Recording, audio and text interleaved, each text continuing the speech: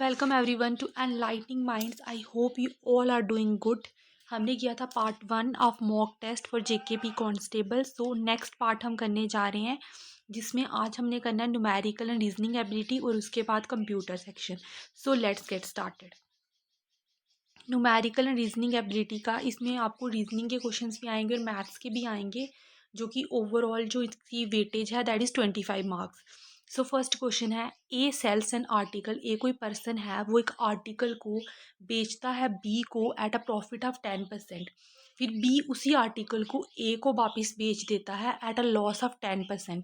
इस ट्रांजेक्शन में हमें बताना है कि A neither loses nor gains, या option B A makes a profit of 11%, या option C A makes a profit of 20%, या option D B loses 20%।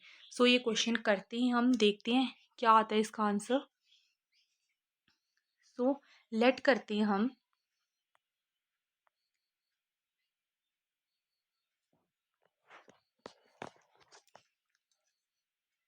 Late जो कॉस्ट प्राइस ए के लिए है वो है 100। लेट करते हैं कि 100 का ए के जो कॉस्ट प्राइस है ए के लिए वो 100 है। अब ए ने इस आर्टिकल को 10% प्रॉफिट पे बेचा, मतलब ए ने इस आर्टिकल को कितने का बेचा, 100 का 10% होता है 10। सो सेलिंग प्राइस क्या होगा, 100 + 10 दैट इज 110। अब ये जो आर्टिकल है, इसको बी ने वापस ए को बेच दिया एट अ लॉस ऑफ 10%।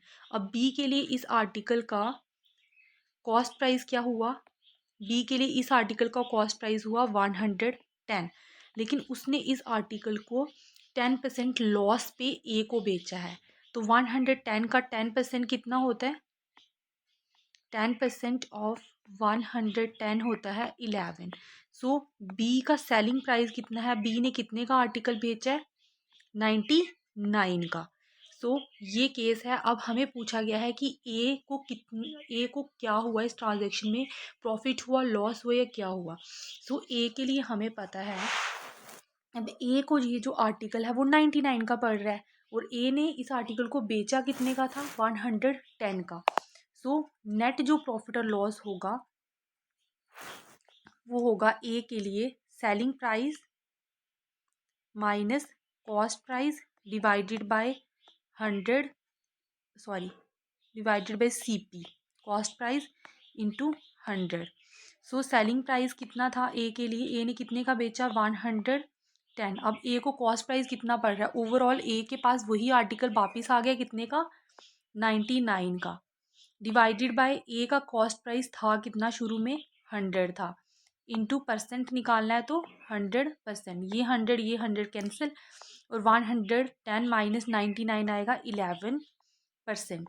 सो ए को क्या हुआ है, प्रॉफिट हुआ है, और कितने परसेंट का प्रॉफिट हुआ है, 11% का। So option B is the right answer. Question number second है, if the cost price of 25 articles is equal to the selling price of 20 articles, what is the profit percentage। अब question के according हम condition लिखते हैं, 25 articles का cost price किसके equal है, 20 articles के सेलिंग प्राइस के इक्वल है। सो कॉस्ट प्राइस और सेलिंग प्राइस की रेशियो निकालते हैं हम, CP/SP कितना होगा, 20 डिवाइडेड बाय 25। सो हमें क्या निकालना है, प्रॉफिट निकालना है, और प्रॉफिट का फॉर्मूला क्या होता है, selling price minus cost price divided by cost price into 100। So selling price is 25 minus 20 divided by 20 into 100। So 5/20 into 100, ये आ जाएगा 5 5 ज़ा 25%। सो कितना प्रॉफिट हुआ इस ट्रांजेक्शन में, 25%। So option B is the right answer. Next है question number 3, find which of the following are twin primes. इनमें से कौन से हैं जो ट्विन प्राइम्स हैं। अब ट्विन प्राइम्स वो प्राइम नंबर्स होते हैं जिनके बीच में डिफरेंस 2 का होता है, जैसे फॉर एग्जांपल 3 और 5। 3 और 5 ट्विन प्राइम नंबर्स हैं, क्योंकि 3 भी प्राइम नंबर है, 5 भी प्राइम नंबर है, और इनके बीच में डिफरेंस 5 माइनस 3 कितना है, 2। सो इनमें से ट्विन प्राइम नंबर्स कौन से होंगे, 37, 41, 37, 43, 47। इनमें हमें पता है कि डिफरेंस ही जो है वो ज़्यादा है। सो 71, 73 क्या है, ट्विन प्राइम नंबर्स हैं। नेक्स्ट है, if P is 40% less than Q, then Q is how much percentage more than P? अगर P 40% लेस देन Q है, then Q how much percentage में निकालनी है हमने, कितना परसेंट ज़्यादा होगा P से। 40%, 60.66%, 60% या 33.33%। इसका जो फॉर्मूला है वो है R/100 प्लस माइनस R। अगर परसेंटेज निकालनी है तो इंटू 100 भी हम करेंगे। R मतलब जो भी हमें ये जो वैल्यू दी हुई है दैट इज़ R, और प्लस हमने कब लेना है, जहाँ पे अगर लेस लिखा हो तो माइनस लेंगे, अगर मोर लिखा होता यहाँ पे लेस की जगह पे तो हम प्लस साइन लेते। सो इस केस में हमने कौन सा साइन लेना है, माइनस का। सो 40 divided by 100 minus 40 into percentage के लिए 100। अगर यहाँ पे हमें हाउ मच लिखा हो, Q is how much less than, मतलब मोर देन पी लिखा हो, परसेंटेज नहीं लिखा हो, तो फिर हमने 100 से मल्टीप्लाई नहीं करना है। सो 40 divided by 100 minus 40 is 60 into 100। ये आ गया 200 डिवाइडेड बाई 3। ये आएगा ना 2/3 इंटू 100, और इसका आता है 66.66%, राइट आंसर। नेक्स्ट है,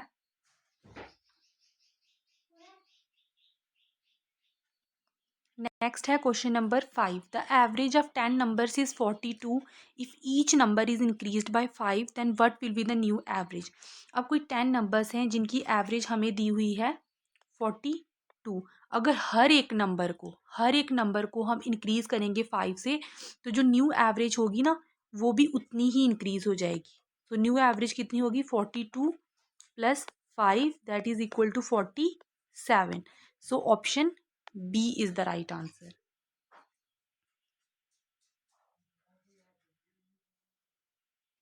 नेक्स्ट है, if the simple interest for 2 years is Rs 500 at 10% rate of interest, find the compound interest for the same time.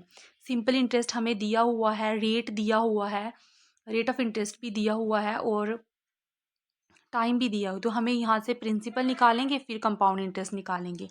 सो पहले फॉर्मूला क्या होता है सिंपल इंटरेस्ट का, simple interest is equal to P into R into T divided by 100। So यहाँ से अगर हमें principal निकालना है तो प्रिंसिपल का क्या फार्मूला होगा, 100 into SI divided by R into T.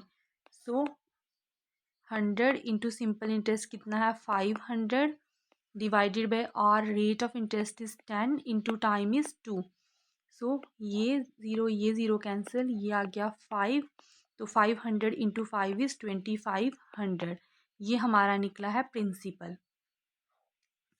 अब कंपाउंड इंटरेस्ट का फार्मूला क्या होता है, compound interest is equal to principal into 1 plus R/100 raise to power T that is time.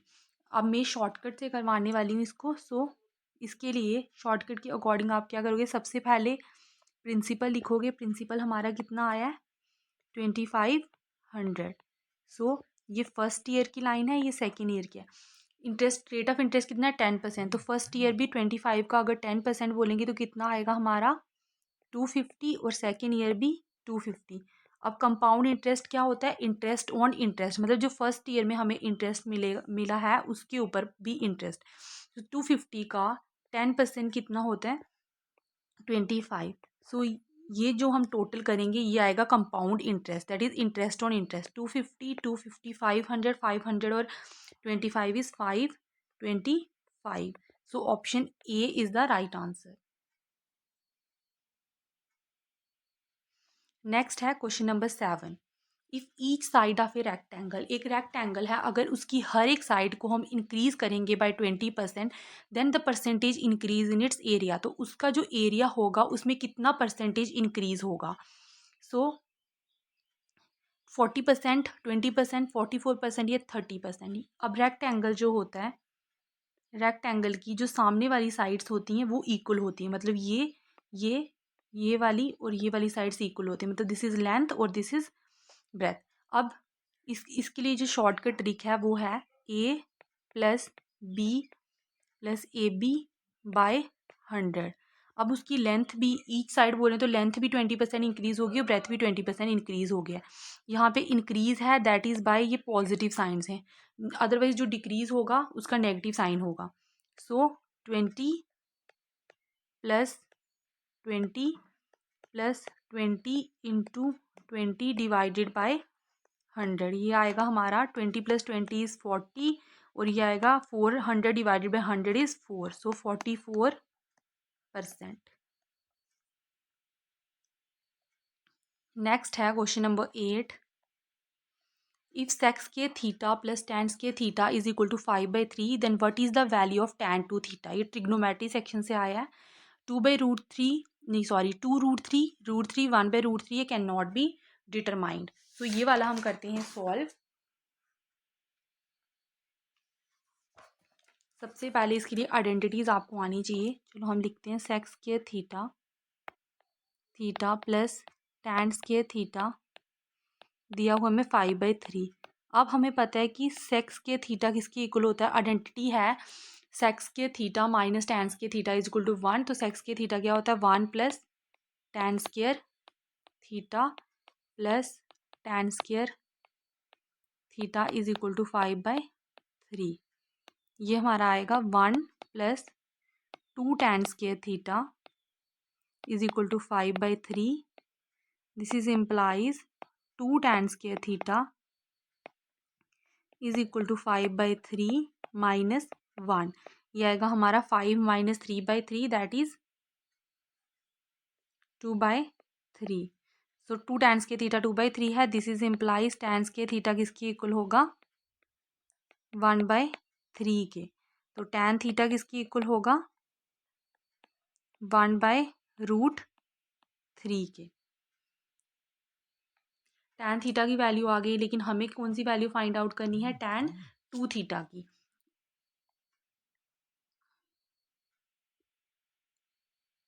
तो ये 1/√3 tan थीटा, थीटा की वैल्यू 1/√3 कौन से एंगल पे होती है tan 60 डिग्री पे, सॉरी 30 डिग्री पे, tan 30 डिग्री पे थीटा की वैल्यू क्या होती है 1/√3। सो tan 30 डिग्री, इसका मतलब थीटा की वैल्यू हमारी क्या आ गई है 30 डिग्री। अब tan टू थीटा निकालना है हमें, तो tan टू थीटा मतलब tan 2 इंटू 30 डिग्री, सो tan 60 डिग्री। और tan 60 डिग्री, और tan 60 डिग्री की वैल्यू होती है √3। सो ऑप्शन सेकंड जो है is the right answer. Next है क्वेश्चन नंबर 9। इसको हमने इवेल्युएट करना है, ये स्क्वायर है। इस क्वेश्चन को लिखते हैं हम 2.39 का होल स्क्वायर माइनस 1.61 का whole square divided by 2.39 minus 1.61। इसकी वैल्यू निकालनी है हमने। इसको इवेल्युएट करके क्या आएगा 2, 4, 6 या 8। सो कहते हैं इसको, ये कौन सा फार्मूला बनना है A square minus B square. So इसका फार्मूला था A plus B into A minus B. So 2.39 plus 1.61 into 2.39 minus 1.61 divided by 2.39 minus 1.61। ये और ये हो जाएगा कैंसिल, और हमारे पास आया 2.39 प्लस 1.61। इसको करके हमारा आता है 4। So option B that is 4 is the right answer. Next है question number 10। What will come in place of the question mark. ये जो क्वेश्चन मार्क दिया है इसकी प्लेस पे क्या आएगा, क्या एक्सप्रेशन है square root of square root of 625 into 2 minus 30% of 100 plus 7। So square root of 625 होता है 25 इंटू 2 माइनस 30% मतलब 30/100 इंटू 100 प्लस 7। तो 25 इंटू 2 इज़ 50 माइनस ये 100 कैंसिल माइनस 30 प्लस 7। ये आएगा 57 माइनस 30 और ये कैलकुलेट करके आएगा हमारा 27। So option A is the right answer. Next है question number 11। How many cubes of size 2 metre can be placed in a rectangular box of length 6 metre, breadth 4 metre and height 2 metre. अब rectangular जो box होता है, जैसे cube होता है, जो cubical box होता है वो स्क्वायर से मिलके बनता है, और रेक्टेंगुलर बॉक्स किससे मिलके बनता है? क्यूबॉइड। सो क्यूबॉइड किससे मिलके बनता है? रेक्टेंगुलर बॉक्सेस से। रेक्टेंगुलर बॉक्स इसका मतलब क्या है? हमारा क्यूबॉइड है। इसने कहा है कि एक जो क्यूबॉइड है उसमें हम कितने क्यूब्स जिनकी साइड 2 मीटर है उसको फिट कर सकते हैं, मतलब इस स्ट्रक्चर में हम कितने क्यूब्स को फिट कर सकते हैं। इसके लिए हमें पहले तो इस रेक्टेंगुलर बॉक्स का वॉल्यूम पता होना चाहिए, फिर जो क्यूब्स हैं उनका वॉल्यूम पता होना चाहिए, इसका वॉल्यूम इस बड़े वाले वॉल्यूम को छोटे वाले वॉल्यूम से डिवाइड कर देंगे तो हमारा निकल जाएगा कि कितने क्यूब्स आ सकते हैं इसमें। सो रेक्टेंगुलर बॉक्स है, इसका मतलब वो क्या है? क्यूबॉइड है। तो वॉल्यूम ऑफ क्यूबॉइड क्या होता है? Volume of cuboid is equal to length into breadth into height.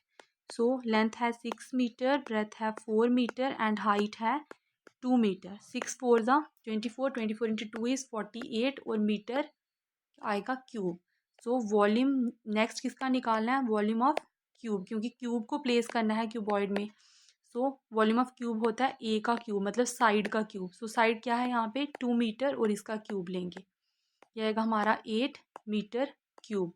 अब ये है कि हाउ मेनी क्यूब्स, कितने क्यूब्स हम फिट कर सकते हैं, नंबर ऑफ क्यूब्स जो हम फिट कर सकते हैं इस क्यूबॉइडल बॉक्स में, मतलब इस क्यूबॉइड में, वो कितना आएगा? Volume of cuboid divided by volume of cube, that is volume of cuboid कितना है? 48 metre cube divided by volume of cube is 8 metre cube. ये आएगा हमारा 6 मीटर क्यूब कैंसिल और ये आएगा 6। तो 6 जो क्यूब हैं उनको हम फिट कर सकते हैं एक रेक्टेंगुलर क्यूबॉइडल बॉक्स में, जिसकी लेंथ ब्रेथ हाइट हमें 6 मीटर, 4 मीटर एंड 2 मीटर दी हुई है। नेक्स्ट है question number 12। If A cover 40 kilometre at speed of 10 kilometre पर और बाय अ साइकिल। जो ए है वो 40 किलोमीटर डिस्टेंस कवर करता है at a speed of 10 kilometre पर और। बी कवर करता है 25 kilometre at a speed of 45 kilometre पर और on foot, and another 100 kilometre cover करता है एट 50 किलोमीटर की स्पीड पे। What is the average speed? इसकी एवरेज स्पीड क्या होगी? सो एवरेज स्पीड क्या होता है? Total distance divided by total time. So इसके लिए हमें T1 T2 T3 की वैल्यू निकालनी पड़ेगी कि फर्स्ट ए ने ये जो डिस्टेंस कवर किया वो कैसे कवर किया है, कितने टाइम में कवर किया है, फिर सेकेंड डिस्टेंस कितने टाइम में कवर किया, थर्ड डिस्टेंस कितने टाइम में कवर किया। सो पहले T1 T2 T3 की वैल्यू और डिस्टेंस D1 D2 D3 हमें ऑलरेडी गिवन है। तो पहले T1 की वैल्यू कैसे आएगी? Time T1 is equal to D1/S1। तो डिस्टेंस 1 कितना है? 40 किलोमीटर डिवाइडेड बाय स्पीड कितनी है? 10 किलोमीटर पर और। तो ये आएगा हमारा 4 और। T1 की वैल्यू आ गई 4 और। T2 आएगा D2/S2, दैट इज D2 की वैल्यू क्या है? डिस्टेंस 25 और speed is 5। So 25/5 kilometre by kilometre per hour. So ये आएगा हमारा 5 और। सो T3 की वैल्यू क्या है? D3/S3, that is 100 divided by 50 और ये आया हमारा 2 और। So total time T1 T2 T3 की वैल्यू हमें आ गई है। तो एवरेज स्पीड निकालनी है। Average speed is equal to total distance divided by total time. Total distance कितना है 40 किलोमीटर है फर्स्ट, सेकंड 25 किलोमीटर और third 100 kilometre. So 40 plus 25 plus 100 kilometre आ गया distance, divided by total time कितना है 4 प्लस 5 प्लस 2 और एक इसमें है और में है, ये आ गया 165 किलोमीटर डिवाइडेड बाय 11 और, तो 11 इंटू 15 किलोमीटर पर और। तो इसका जो राइट आंसर है दैट इज़ 15 किलोमीटर पर और। नेक्स्ट है क्वेश्चन नंबर 13। 72 किलोमीटर पर और को हमने चेंज करना है इंटू मीटर पर सेकेंड। सो 72 किलोमीटर पर और, जब किलोमीटर पर और को मीटर पर सेकंड में चेंज करना होता है तो 5/18 से मल्टीप्लाई करते हैं। जब मीटर पर सेकंड को किलोमीटर पर और में चेंज करना होता है तो 18/5 से मल्टीप्लाई करते हैं। सो किलोमीटर है यहाँ पे, इसको मीटर पर सेकंड में चेंज करना है तो 5/18 से मल्टीप्लाई करेंगे और ये चेंज हो जाएगा मीटर पर सेकंड में। 18 4 ज़ा 72, 4 5 ज़ा 20 मीटर पर सेकेंड। सो इसका आंसर क्या आया है 20 metre per second, that is option B. अब क्वेश्चन नंबर 14 है what should come in place of a question mark. ये नंबर सीरीज दी गई है, हमें बताना है ये जो क्वेश्चन मार्क है इसके प्लेस पे क्या आएगा। सीरीज़ क्या है, पहले सीरीज़ एनालाइज करने का ट्राई करते हैं। ऑप्शन है 25, 15, 37 या 17।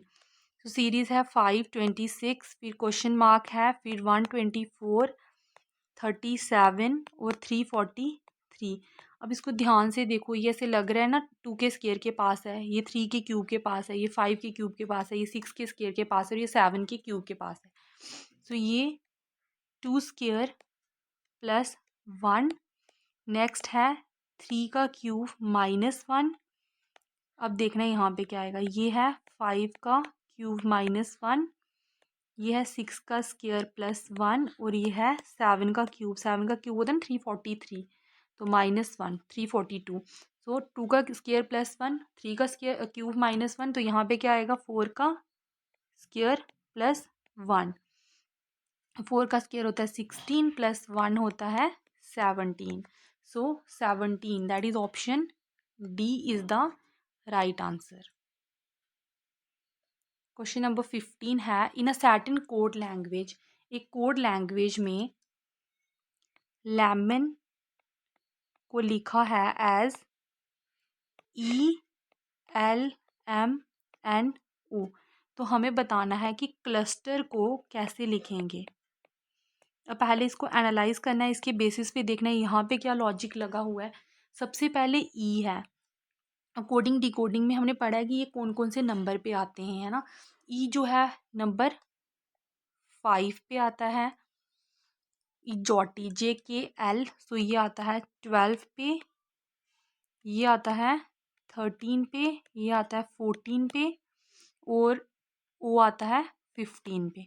मतलब 5 फिर 12 फिर 13 फिर 14 फिर 15, मतलब इसको इन्होंने किस ऑर्डर में अरेंज किया हुआ है, असेंडिंग ऑर्डर में अरेंज किया हुआ है। सो क्लस्टर को भी हम क्या करेंगे, असेंडिंग ऑर्डर में अरेंज करेंगे।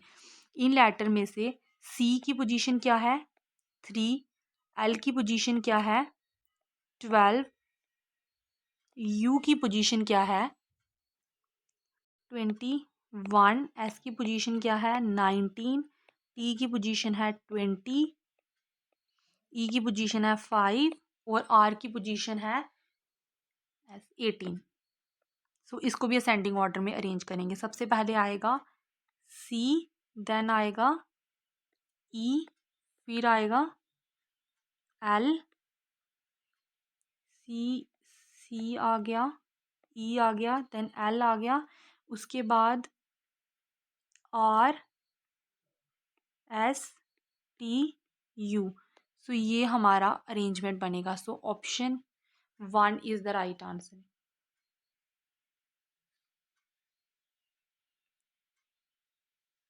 अब क्वेश्चन नंबर 16 है सुमन वॉक्स 20 मीटर्स टूवर्ड्स साउथ। सुमन 20 मीटर जाती है towards south, she turns left. ये हम साथ साथ में बनाते जाते हैं, आप पॉज कर लेना फिर कैलकुलेट करना।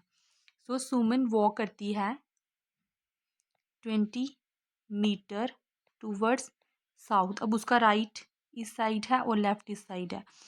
सो शी टर्न्स लेफ्ट, यहाँ से वो लेफ्ट टर्न होती है एंड वॉक्स 30 मीटर, और 30 मीटर वॉक करती है। फिर यहाँ से ये राइट टर्न होती है और 10 मीटर वॉक करती है। देन वापस वो राइट टर्न होती है और वॉक करती है 40 मीटर। अब 40 मीटर इसने वॉक किया, देन टर्न्स, फिर वापस यहाँ से राइट टर्न होती है और वॉक करती है 30 मीटर, मतलब 10 और 20 यहाँ पे 30 मीटर इसके बराबर। अब हमें पूछा गया है in which direction is he facing from the starting point में वो यहाँ पे थी, अब वो कौन सी डायरेक्शन में है, स्टार्टिंग पॉइंट से कौन सी डायरेक्शन में अब वो है। अब वो इस डायरेक्शन में है और ये डायरेक्शन कौन सी है, west. So option B is the right answer. Next है क्वेश्चन नंबर 17। एक्स इंट्रोड्यूस करता है वाई को by saying that he is the husband. वो वाई के लिए कहता है, एक्स वाई के लिए कहता है कि ये जो वाई है ना, he is the husband of the grand daughter of the father of my father. तो शुरू में हमने माइन वाले से शुरू करना है। माई फादर, मेरे फादर के फादर, मतलब मेरे ग्रैंड फादर हुए, ग्रैंड फादर हुए, मेरे फादर के father. He is the husband of the grand daughter of the father, मेरे फादर के फादर हुए मेरे ग्रैंड फादर, ग्रैंड फादर की ग्रैंड डॉटर हुई मेरी सिस्टर, और मेरी सिस्टर के हस्बैंड हैं ये। तो वो मेरे क्या लगे, वाई एक्स के क्या लगे, वाई एक्स के लगे ब्रदर इन लॉ, मतलब उसकी सिस्टर का हस्बैंड है वो, तो उसका क्या लगा, brother in law. So option D is the right answer. Next है question number 18। Which of the following set of letters complete the letter series when sequentially placed at the gaps. इस type के जो question होते हैं हमने सबसे पहले गिनना होता है कि ये कितने लेटर्स हैं, फिर उसके बाद क्वेश्चन करना है। आप पॉज करके वीडियो इसको कैलकुलेट करो। तो कितने हैं यहाँ पे, तो इन क्वेश्चंस में हमें देखना होता है कि ये पेयर कितने कितने का बन रहा है। जैसे इसमें टोटल जो है वन, एक मिनट, इसमें जो टोटल है ना वो 1 2 3 4 5 6 7 8 9 10 11 12 13 14 15 16 16 है इसमें लेटर्स। और 16 या तो 8 का पेयर होगा, 8 से डिवाइड हो जाता है, या फिर 4 4 का पेयर होगा, या 8 का पेयर होगा, या फिर 2 2 का पेयर होगा। अब 2 2 का पेयर तो ये नहीं है, बी सी आगे ए आ रहा है, तो यहाँ पे बी सी ये पेयर बन रहा है, बी सी ये भी पेयर बन रहा है सेम सेम। और इससे हम देख लेंगे कि यहाँ पे आएगा क्या।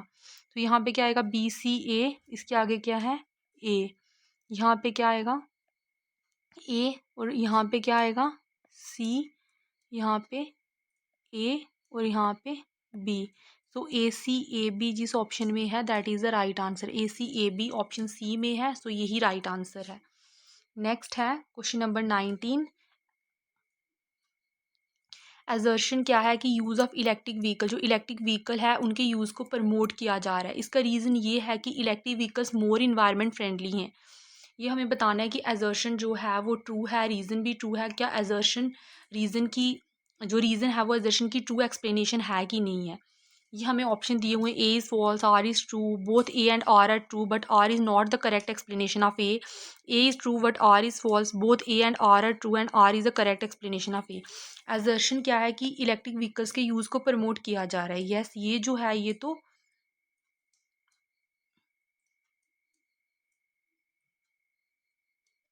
सो एजर्शन तो ट्रू है कि इलेक्ट्रिक व्हीकल्स के यूज़ को प्रमोट किया जा रहा है। इसका रीज़न ये है कि इलेक्ट्रिक व्हीकल्स इन्वायरमेंट फ्रेंडली है। यस, इन्वायरमेंट फ्रेंडली है, इसके लिए तो उसके यूज़ को प्रमोट कर रहे हैं। इसका मतलब एजर्शन भी ट्रू है और रीज़न भी ट्रू है, और आर जो है वो करेक्ट एक्सप्लेनेशन है ए की। So both A and R true and R is the correct explanation of A. So option D is the right answer. Next है क्वेश्चन नंबर 20। ये इलेक्ट्रॉनिक डिवाइस रीअरेंज करती है number को। ये मैंने sequential output racing में करवाया हुआ, ये वहाँ का क्वेश्चन है।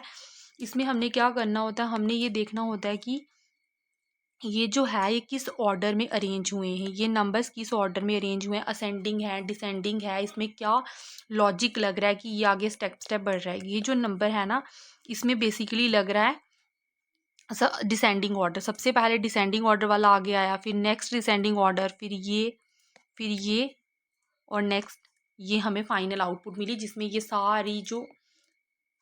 सारे नंबर्स हैं ये अरेंज हो गए इन द डिसेंडिंग ऑर्डर। ये क्वेश्चन मैंने डिटेल में किया हुआ है सेक्वेंशियल आउटपुट ट्रेसिंग की वीडियो में, मैंने उसको पिन कर दिया कमेंट सेक्शन में, तो आप वो वीडियो देख लेना इसकी डिटेल्ड एक्सप्लेनेशन के लिए। ये इनपुट दिया है, इस तरह की इनपुट को हमने एनालाइज करना होता है, फिर हमें इनपुट दी होती है, जैसे ये इनपुट अरेंज है ना उसी तरीके से हमने ये जो हमें इनपुट दी होगी उसकी आउटपुट बनानी है, इस तरीके से ही, इस ऑर्डर में ही जैसे वो बनी हुई है। सो इसका जो राइट आंसर है वो है ऑप्शन ए।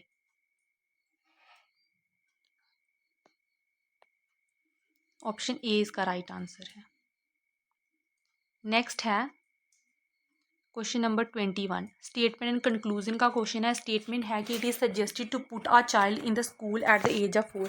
ये सजेस्ट किया जाता है कि जो चाइल्ड है ना, ये सिर्फ सजेशन है कि चाइल्ड को स्कूल में डाल देना चाहिए एट द एज ऑफ 4।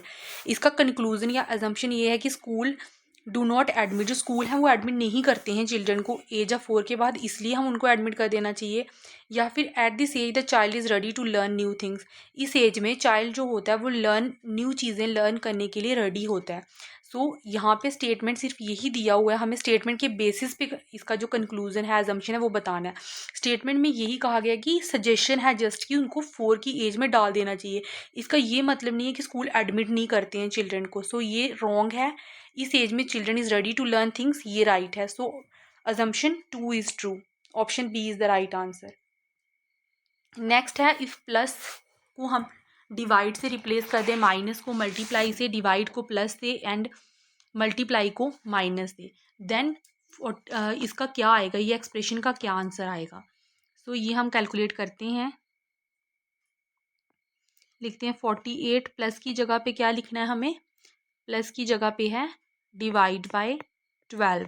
अब डिवाइड की जगह पे क्या आएगा, डिवाइड की जगह पे आएगा प्लस 15 और इसकी जगह पे मल्टीप्लाई की जगह पे माइनस और माइनस की जगह पे मल्टीप्लाई। तो इस एक्सप्रेशन का आंसर क्या आएगा, 48 divided by 12 is 4 plus 15 minus 10, this is equal to 19 minus 10 और ये इक्वल है 9 के। So option C is the right answer. Next है क्वेश्चन नंबर 23। टेम्पल को अरेंज किया गया है एज ELPMET। तो चर्च को हम कैसे लिखेंगे, ये वीडियो पॉज करके आप कर लेना पहले। अब देखो टेम्पल का अगर हम एनालाइज करें तो इसको रिवर्स ऑर्डर में लिखा है, ई फिर एल फिर पी फिर एम फिर ई और टी।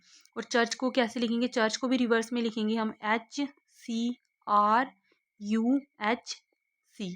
सो HCRUHC कौन सा ऑप्शन में है, ऑप्शन बी में। सो 23 का B is the right answer.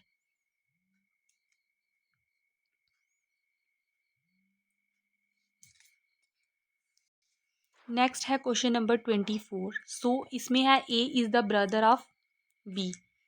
सो ये एक ही लाइन में आएंगे, A is the brother of, A brother है बी का, सॉरी ए ब्रदर है आर का, C is the mother of B, ये अलग ही आ रहा है। अब सी जो है वो मदर है बी की, M is the sister of C, M sister है सी की, मतलब ये भी क्या है, फीमेल है।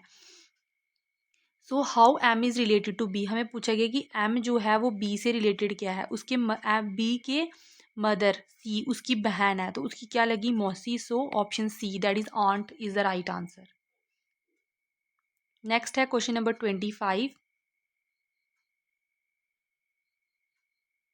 अ मैन इज़ फेसिंग वेस्ट, एक मैन है जो वेस्ट में फेस कर रहा है। इसके लिए पहले हमें क्वाड्रेंट ड्रॉ करना पड़ेगा।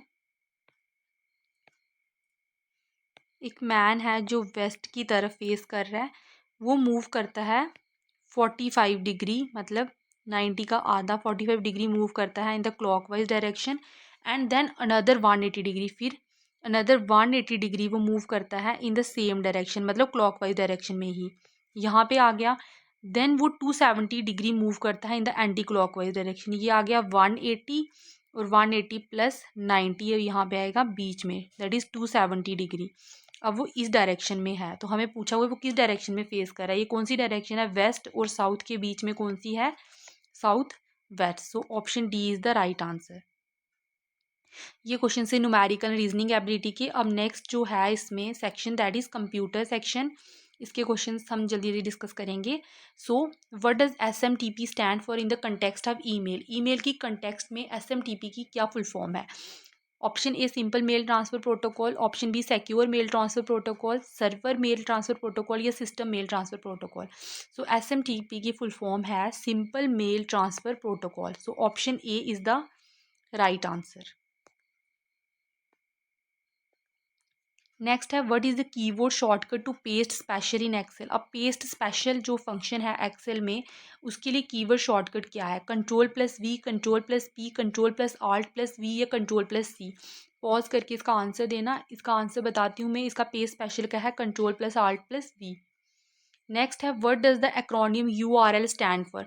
जो URL एक्रोनियम है इसकी क्या फुल फॉर्म है, uniform resource locator, universal remote locator, uniform retrieval link या unified resource locator. So URL की फुल फॉर्म है uniform resource locator. So option A is the right answer. Next है the process of converting plain text to cipher text is. Plain text को cipher text मतलब coded text में convert करने की process को क्या कहते हैं। ऑप्शन ए डिक्रिप्शन। डिक्रिप्शन क्या होती है, जब हम कोडेड टेक्स्ट को प्लेन टेक्स्ट में कन्वर्ट करते हैं, दैट इज डिक्रिप्शन।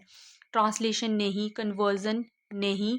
सो इसका राइट आंसर आएगा इनक्रिप्शन। इनक्रिप्शन में हम प्लेन टेक्स्ट को कन्वर्ट करते हैं टू साइफर टेक्स्ट। तो क्वेश्चन नंबर 5 है key loggers are a form of. Key loggers क्या होते हैं, सोशल इंजीनियरिंग होते हैं, ट्रोजन होता है, शोल्डर सर्फिंग होता है या स्पाईवेयर होता है। की लॉगर्स क्या होते हैं, ये कीबोर्ड में ट्रैक करते हैं कि हम कीबोर्ड में क्या टाइप कर रहे हैं, किसके लिए कि पासवर्ड वगैरह इनको पता चले। सो कीबोर्ड्स एक टाइप का स्पाईवेयर है। So option D is the right answer. Next है question number 6, what is the full form of BIOS, BIOS। Option A basic investment output system, basic in out system, basic input output system या basic input output station. तो BIOS की full form है basic input output system. So option C is the right answer. Next है which of the following is not an application software. इनमें से कौन सा है जो एप्लीकेशन सॉफ्टवेयर नहीं है। Adobe Photoshop, Windows 7, MS word, Avast, antivirus. Application software वो सॉफ्टवेयर होते हैं जो किसी स्पेसिफिक एप्लीकेशन को चलाने के लिए बने होते हैं। एडोब फोटोशॉप को फोटोशॉप करने के लिए यूज़ करते हैं, MS वर्ड को वर्ड डॉक्यूमेंट लिखने के लिए यूज़ करते हैं, एंटीवायरस को वायरस को कंट्रोल करने के लिए यूज़ करते हैं। सो विंडोज 7 क्या है, एक ऑपरेटिंग सिस्टम है जो कि एप्लीकेशन सॉफ्टवेयर नहीं है। नेक्स्ट है the memory unit that communicates directly with CPU। ऐसी मेमोरी यूनिट जो CPU के साथ डायरेक्ट कम्युनिकेट करती है, उसको क्या कहते हैं। Option A cache, option B backup, option C main, option D auxiliary. इनमें से जो कैश मेमोरी है ना, दैट ये जो है ये डायरेक्टली कम्युनिकेट करती है CPU के साथ। So option A is the right answer. Next है which of the following is not an example of email service provider. इनमें से कौन सा है जो ईमेल सर्विस प्रोवाइडर की एग्जाम्पल नहीं है। Outlook, Gmail, ज़ेंडेक्स। 1 एंड 3 नहीं है, ओनली 3 है, या फिर सारे ईमेल सर्विस प्रोवाइडर हैं या ओनली 1। ये जो आउटलुक है, जीमेल है, ज़ेंडेक्स, ये सारे ही ईमेल सर्विस प्रोवाइडर हैं। So option C that is all are email service provider is the right answer. Next है question number 10, in web browser. जो वेब ब्राउज़र है उसमें which of the following is responsible for displaying web pages. इनमें से कौन है जो responsible है वेब पेजेस को डिस्प्ले करने के लिए। Server, rendering engine, page engine या सर्च इंजन। इनमें से जो रेंडरिंग इंजन है ना, वो डिस्प्ले करवाता है, वेब पेजेस को डिस्प्ले करता है। So option B is the right answer. Which of the following is not a search engine. इनमें से कौन सा है जो सर्च इंजन नहीं है। बिंज, आस्क, याहू या सफारी। इनमें से जो सफारी है ये सर्च इंजन नहीं है। So option D is the right answer. Next है which of the following system software does the job of merging the records from the 2 files into 1। इनमें से कौन सा सिस्टम सॉफ्टवेयर है जो जो रिकॉर्ड्स होते हैं उनको, जैसे दो फाइल्स हैं उनके रिकॉर्ड्स हैं, उनको मर्ज करके एक फ़ाइल में डालेगा। Security software, utility program, networking software या डॉक्यूमेंटेशन सिस्टम, इस सॉफ्टवेयर को जो ये काम करता है उसको बोलते हैं यूटिलिटी प्रोग्राम। तो option B is the right answer. Next है two's complement of the binary number. ये हमें बाइनरी नंबर दिया गया, हमें पूछा गया कि इसका टूज कॉम्प्लीमेंट क्या है। सबसे पहले आपको पता होना चाहिए वंस कॉम्प्लीमेंट कैसे निकालते हैं। जो वंस कॉम्प्लीमेंट क्या होता है, सिंपली जो नंबर हमें दिया है उसमें ज़ीरो को वन से रिप्लेस कर देना और वन को ज़ीरो से रिप्लेस कर देना। सो इस नंबर का वंस कॉम्प्लीमेंट क्या होगा, 0 0 1 1 0। अब टूज कॉम्प्लीमेंट क्या होता है, टूज कॉम्प्लीमेंट सिंपली पहले हमने वंस कॉम्प्लीमेंट निकालना है, उसमें ऐड कर देना है वन को, तो हमारा टूज कॉम्प्लीमेंट निकल जाएगा। ये आ गया 1 1 1 0 0। तो 0 0 triple 1, option D is the right answer. Next है in the context of computer and communication technology. Computer communication technology के कंटेक्स्ट में 1 मेगाबाइट किसके इक्वल है, 1024 bytes, 1024 kilo bytes, 512 kilo bytes या 512 बाइट्स। सो 1 मेगाबाइट इक्वल होता है 1024 किलो बाइट से। So option B is the right answer. Next है which of the following is not an antivirus software. So इनमें से कौन सा है जो एंटीवायरस सॉफ्टवेयर नहीं है, Caspar sky, Norton, Norton Linux या अवास्ट। अब इसमें से कैस्पर स्काई भी एंटीवायरस सॉफ्टवेयर है, नॉर्टन भी है और अवास्ट भी है, लेकिन लाइनक्स क्या है, एक ऑपरेटिंग सिस्टम है, एंटीवायरस सॉफ्टवेयर नहीं है। So option C is the right answer. So that's all for the lecture. जो भी आपके मार्क्स आए हैं नेगेटिव मार्क्स को काट के वो आपने कमेंट सेक्शन में लिखने हैं। और अगर आपको वीडियो अच्छी लगी है तो do like and subscribe my channel. I hope कि आपको अच्छी लगी है video. Thanks for watching the video.